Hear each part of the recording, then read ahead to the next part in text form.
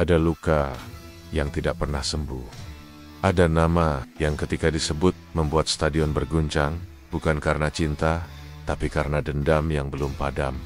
Nama itu Luis Enrique. Dan ini bukan cerita biasa. Ini adalah kisah pengkhianatan paling pahit di panggung rivalitas terbesar sepak bola dunia, El Clasico. Di tahun 2025, nama Enrique kembali jadi pusat kebencian di Santiago Bernabeu. Bukan sebagai pemain, bukan sebagai legenda, tapi sebagai pelatih PSG, tim yang baru saja menghancurkan Real Madrid 4-0 dalam semifinal Piala Dunia antar klub.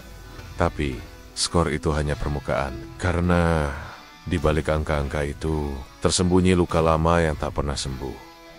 Luka yang Enrique sendiri pernah ciptakan. Awal 1990-an, Luis Enrique, pemuda tangguh kelahiran Gijon, bersinar di Sporting. Penampilannya penuh tenaga, cerdas membaca permainan, dan haus gol. Real Madrid, klub tersohor ibu kota, melirik dan merekrutnya. Enrique pun mengenakan seragam putih Los Blancos. 5 musim ia habiskan di sana, menjadi gelandang yang tak hanya mencetak gol, tapi juga berlari tak kenal lelah, melayani rekan dan mengangkat trofi La Liga. Ia bukan sekadar pemain tambahan, ia bagian dari mesin utama. Tapi seperti banyak kisah pahit dalam dunia sepak bola, segalanya berubah ketika kontrak berakhir. Ke 1996, Enrique merasa tak dihargai oleh manajemen Madrid. Tak ada tawaran yang membuatnya merasa dibutuhkan. Maka ia membuat keputusan yang menggemparkan dunia sepak bola Spanyol. Ia pindah ke Barcelona secara gratis, tanpa mahar, tanpa pamit. Bagi Madridistas, ini bukan sekadar transfer, ini pengkhianatan. Pengkhianatan dari seorang yang dulu mereka bela dan elu-elukan, kini mengenakan seragam musuh abadi. Di Barcelona, Enrique tak butuh waktu lama untuk membuktikan diri. Ia menjadi lebih dari sekadar pemain.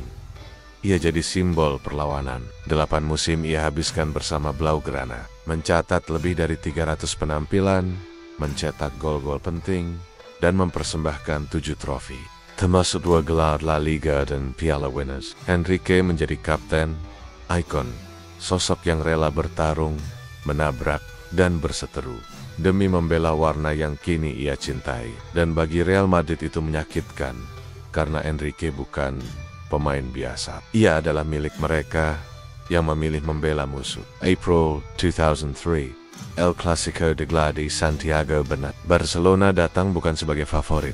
Mereka tertinggal dalam perburuan gelar. Tapi malam itu, Luis Enrique mencetak gol penyeimbang 1-1, dan ia tak menahan emosinya. Ia berlari, menunjuk ke kaos Barcelonanya, tepat ke arah supporter Madrid. Stadion bergemuruh dalam kemarahan, tapi Enrique tetap berdiri, tersenyum, dengan dada terbuka. Seusai laga, ia berkata dingin, "Saya tidak heran mereka mencemooh saya. Kalau tidak suka cara saya merayakan, jangan datang." Pernyataan itu seperti api yang menyulut bensin di Bernabeu, dan Enrique, ia menikmatinya. Di laga yang sama, ketegangan mencapai puncaknya ketika Zinedine Zidane, legenda Prancis, terlihat mendorong Carles Puyol. Enrique langsung bereaksi. Ia mendekat, tak mundur. Dan saat Zidane mendorong wajahnya, Enrique tetap berdiri. Kericuhan pecah, tapi hanya Zidane yang mendapat kartu. Enrique lolos. Bagi supporter Madrid, itu penghinaan ganda. Bahkan mantan presiden Real Madrid, Lorenzo Sanz, angkat bicara. "Itu provokasi dari pemain yang dulu kami bayar mahal." Pernyataannya menyedihkan, tapi Enrique tak peduli. Karena ia sudah berubah dari bagian keluarga Madrid menjadi simbol perlawanan Catalunya. Setelah pensiun di usia 34 tahun, Enrique tak hilang dari sepak bola. Ia kembali ke Barcelona pada tahun 2014, kali ini sebagai pelatih. Dan musim pertamanya luar biasa. Ia mempersembahkan treble bersejarah La Liga, Copa del Rey, dan Liga Champions. Ia juga mencatat 4 kemenangan dari 8 El Clasico sebagai pelatih, termasuk yang meyakinkan. Enrique sekali lagi membuktikan ia bisa menang di semua sisi. Tahun 2023, Enrique melangkah ke tanah baru. Ia ditunjuk sebagai pelatih Paris Saint-Germain. Banyak yang meragukan, tapi Enrique membungkam mereka semua. Di musim pertamanya, ia mempersembahkan treble pertama PSG, Liga 1, Piala Prancis, dan Liga Champions. Dan kini, musim 2025, Enrique membawa PSG ke final Piala Dunia antar klub setelah membantai mantan klubnya, Real Madrid 4-0. Sebuah skor yang bukan hanya kemenangan, tapi juga penegasan dendam yang belum reda. Madrid yang dulu meninggalkannya, kini bertekuk lutut di hadapannya. Bagi Enrique, ini bukan soal pembalasan pribadi, tapi dunia tahu luka itu masih ada. Luka karena diremehkan, karena ditinggalkan, dan karena dicemooh selama bertahun-tahun oleh klub yang dulu ia bela. Dan malam itu, di semifinal 2025, luka itu mendapat panggung. Enrique tak selebrasi berlebihan, tapi tatapan matanya cukup untuk mengatakan segalanya. Luis Enrique mungkin tak akan pernah diampuni Madridistas, tapi ia tak butuh itu, karena sejarah sudah menulisnya dengan tinta tebal. Ia adalah pahlawan di dua dunia, dan musuh abadi dalam satu hati yang ia tinggalkan.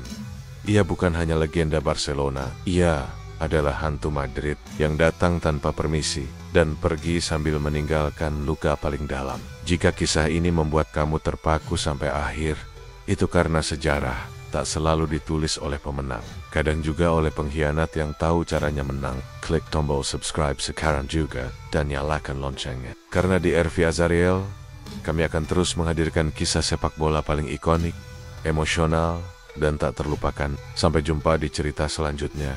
Dan ingat, sejarah tidak selalu adil.